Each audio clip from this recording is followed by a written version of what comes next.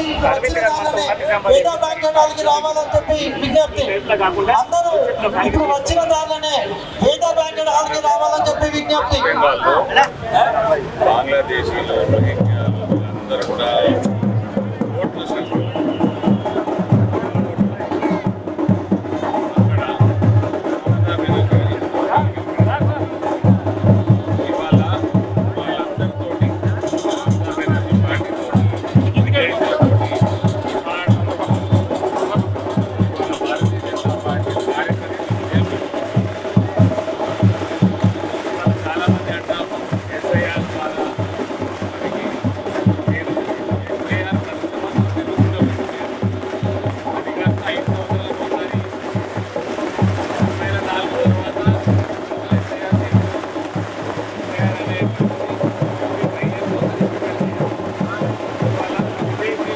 కోట్ల సంఖ్యలో మన దగ్గర ఎన్రోల్మెంట్ చేస్తూ ఉన్నారు.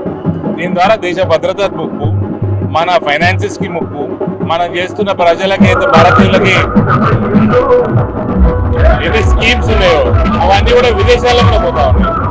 So it is Mamata Banerjee ఏ రకంగా హింసించిందో ప్రజల్ని, హిందువుల్ని అక్కడ వెస్ట్ బెంగాల్లో ఎంత అఘాయిత్యాలు చేసిందో, ఎంత ఆరోగెంట్ గా గవర్న్ చేసిందో అన్నిటి కూడా బెంగాల్ ప్రజలు ఇవాళ పూర్తి చెప్పడం జరిగింది. 90 లక్షల మంది ఉద్దేశపూర్వకంగానే మెజార్టీ కూడా దీదీకి అనుచరులు సంబంధితులు మాత్రమే తీసేశారు.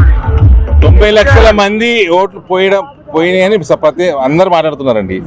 ఓటు పోయిన వాళ్ళు కంప్లైంట్ ఎందుకు ఇచ్చిండ్రు?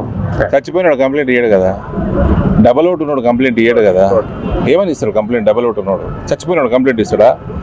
బంగ్లాదేశ్ నుంచి మయన్మార్కి వెళ్ళి వచ్చినాడు ఏమని కంప్లైంట్ ఇస్తాడు? వీళ్ళందరికీ ఓటు ఎట్లుంటుందండి?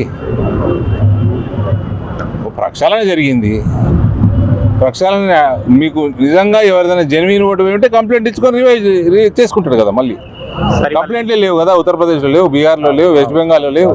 మరి ఇవాళ జరిగిన ఉప ఎన్నికల్లో కూడా బీజేపీ విజయం సాధించింది. నెక్స్ట్ తెలంగాణ గురించి చెప్పండి. తెలంగాణలో ఖచ్చితంగా బీజేపీ ఉంటుందా? ఆ క్యాడర్ ఉందా? చాలా మందికి ఇప్పటికీ అనుమానపడుతున్నారు. ఇంకా మోడీ గారు ఈ 5 రాష్ట్రాల ఎన్నికలు ఏదైతే ఇవాళ వచ్చినాయో, రిజల్ట్స్ వచ్చినాయో, అందులో మేజర్గా అస్సాంలో, వెస్ట్ బెంగాల్లో, పాండుచేరిలో ప్లస్ ఇక్కడ హంగ్ అసెంబ్లీలో maybe NDA will play an important role in governance in Tamil Nadu. So ఇంత పెద్ద విజయాలు సాధించి ఫస్ట్ మన తెలంగాణకి రావడం ఇది ఒక పెద్ద పొలిటికల్ స్టేట్మెంట్. 2028 ఎలక్షన్కి this is a massive political statement. Thank you sir.